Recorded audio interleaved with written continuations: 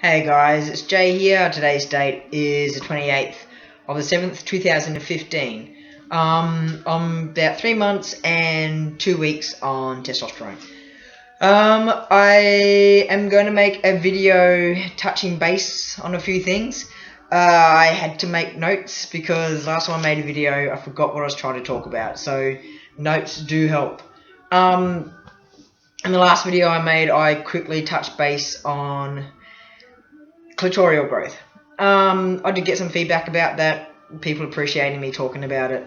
It is one of the hardest things to find information on when you're doing research post hormones, because no one makes any videos about it. Like, I found a couple, but nothing was in depth, so I thought I'd make a quick video just discussing what goes on downstairs through transitioning. So obviously, as most of us that are on hormones would know, your clit does start growing pretty much straight away once you start hormones. It's one of the first things to change. It took me a little bit to notice it at the start, to be honest, but within 4 weeks I was kind of like humming and hawing about it, looking a bit bigger and stuff like that. But now it's fairly noticeable. So 3 months on T, and I look like a little mini dick downstairs. So my growth has been quite good for 3 months, I think. What have I written about this? The way it looks. Okay, so, you know, when you're pre-T, your clit's just this tiny little thing there. But once you start hormones, it does start to lengthen. So it starts to pop out of the hood a little bit. At the moment, it's just a little bit, but I think within a couple of months it's going to grow more, so it's going to be a bit more prominent and stuff like that. So when you look down, you can definitely notice that it looks thicker and longer. It's very, very sensitive. It doesn't take much to get you going.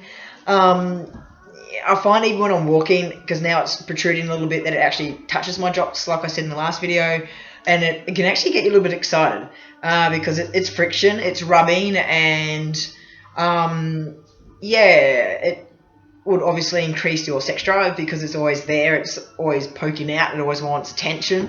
And when it comes to having sex, it's different now. It's all way more intense. It's like, I'm doing this because it's hard to talk about. But yeah, sex, it's way more intense. It's a lot harder for me to like climax than what it was pre-T. So it can be frustrating. It can take a bit of time and patience and concentration. But when you do climax, holy shit, it's just like fucking boom, done. But it does take patience, and you know, when you have a partner, they've got to learn how to get you off in a different way to how they used to get you off. So it does make sex very intense, very good, very interesting. My girlfriend did say to me that, you know, she can definitely feel my clit touching her when we're having sexy times, which she finds highly satisfying, and it kind of freaks me out a little bit, but she's pretty reassuring that everything's okay and stuff like that. Another thing, this will be awkward, so if you don't want to watch it, turn it off.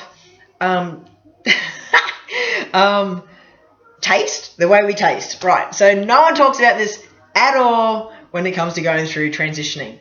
I always thought, hormones is going to make it weird downstairs. I don't want my girlfriend going down on me. I don't want her to have anything to do with my section down there. So I was like, you're banned. But of course that didn't last long because, you know, I like to have sex. Apparently there's no difference as far as taste goes. So don't panic about that, guys. It's okay. It's not going to turn a big, ugly cum monster like you think it's going to, because that's how I refer to it. Oh my god, I'm going to have this thing, and it's going to be a cum monster, it's going to be disgusting, but everything's fine. So clitoral growth will happen to you. Be prepared for it. It does take you by surprise. It makes you very horny. It looks a little bit different, and your odor and stuff down there isn't going to change. Just look after yourself. Buy some Femfresh and use it. As far as shaving goes down there too, you know, pre-T, I shave my legs, my underarms, and maintain downstairs. But I'm finding the maintenance has to change because I'm growing hair. So I went and brought a pair of men's like clippers that they use for nose hairs, ears, and stuff like that. And they're only like real small clippers. You get them from Priceline or Chemist Warehouse for $30. It just run it over once with like the right length that you want it, so it all kind of blends in. Manscaping is just as important as it is when you're a woman, shaving all your bits and making sure you look nice. You don't want to be one of those guys that have hair hanging out everywhere. It just looks gross. So make sure you manscape. It's important. My skin is breaking out pretty badly on my back. It's kind of like semi-acne. I went to the doctor's today to get her to have a look at it. And she said it's not too bad at this point, but she did give me a 10-day course of antibiotics to help my skin calm down a little bit, and if it's still messy after 10 days, I've got to repeat. She said acne can be short-term or it could be long-term. It just totally depends on the individual, so there is medication out there for us if we need it. Hormones do attack our skin. It's, my back's messy for binding. I haven't been binding at work. I don't have to bind at work so much because of my uniform. It's very masculine. And I do wear a fluoro vest over my work shirt, so you really can't see much, which is good. Because binding, like all the time, it's not great for your body. And when it comes to top surgery, losing that elasticity in your skin from binding so much can give you poorer results, top surgery, to if you weren't binding as much, because it does affect how your boobs sit. You don't lose elasticity in your skin because that's what they use to give you a good chest when you finally get to top surgery. So I try not to bind all the time. I'm mainly binding when I'm going out on my days off, when it's, I have to pass because my boobs are my biggest giveaway because they are double Ds. But at work, I don't bind, I don't pack. Everyone there is starting to know that I'm trans now, and it's all going pretty well. So I'm hoping through not binding, it will also clear up my skin on my back and my shoulders, because I work at a mushroom farm. It's hot, I sweat, the dirt and sweat gets trapped in the binder, which of course is going to cause breakouts. So I'm preferring not to bind at the moment, which I'm okay with.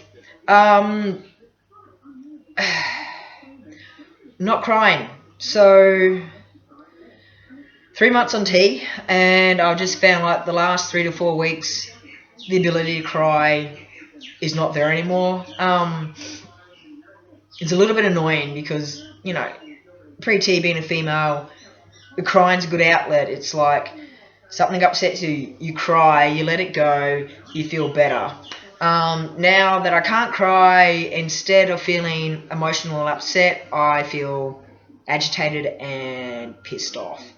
So I have to learn to channel that in another way so I don't lose my cool. I use the gym, or I just learn to simmer it down a bit, and communication with my partner is vital. So if there's something she's doing that is making me boil, we talk about it, she addresses it. Vice versa too, I do things that piss her off as well. But I definitely find communication helps me keep me level, otherwise I could just lose my shit. So no crying. It's an emotion that's missing, which I've known for 34 years, so it's quite strange to want to cry and not have the urge to cry. So today's my father's 2-year anniversary from passing over, and I'd love to cry and mourn him and stuff like that, but I can't. So I found myself today really disorientated, and I just found it really hard to focus on anything because I felt nothing, and feeling nothing leaves you feeling like you're not a human being, which leads me to the next topic of this last week I've really struggled with my gender. I don't know where I belong sometimes. So at work, I'm still using the girls' toilets because sometimes I pass as male, sometimes I don't pass as male. So if I use the women's toilets, a few of the girls like, you man, you in the wrong toilet, because they're all from the Philippines and stuff like that, and they're Asian and all that. It's cool, but they, they're like, you man, you go men's toilet. And so if I use the men's toilet, the guys are there like, Jamie, you're a chick, what are you doing in here? So it's kind of like, yeah, I don't feel like I have agenda when it comes to going to the toilet at work, and it really screwed out my headspace last week. It got me to the point where I just didn't want to go to the toilet. I was just holding on until I finished work. I think in another 2 months I'll definitely pass as completely male, and I won't have to worry about it anymore. I'll just use the men's toilets. But I have struggled with feeling like I don't have a gender, and I couldn't cry about it. I just felt fucked off, and I felt like some days angry, and then other days I felt nothing. Then other days I was like, fuck this is too hard. But being trans is not easy. It's not an easy thing to go through. It's your body's changing, your thought patterns are changing, your emotions are changing. It's just incredibly mind-blowing, and stuff I never thought I would go through, I'm going through. And I'm just very lucky to have supportive friends and family and a partner around me that are there when I need to talk. So there are days where it's hard, and all of us will go through that period when we don't fit either gender, male or female. You're transitioning. You're going from a woman to a man. So you're going to be in that section in between where people are looking and go, is that a guy or is that a girl? So, and I also think once my voice breaks, it'll make me pass more, because at the moment it's definitely deeper, but it is still roller coastering and it's still breaking. It's taken me a couple of months. My next shot's in 4 weeks. So hopefully after that, it will just break. Like, come on now. The last thing I want to talk about is muscle growth. I find for me, training makes me feel more masculine. It makes me pass better because I am putting on so much size.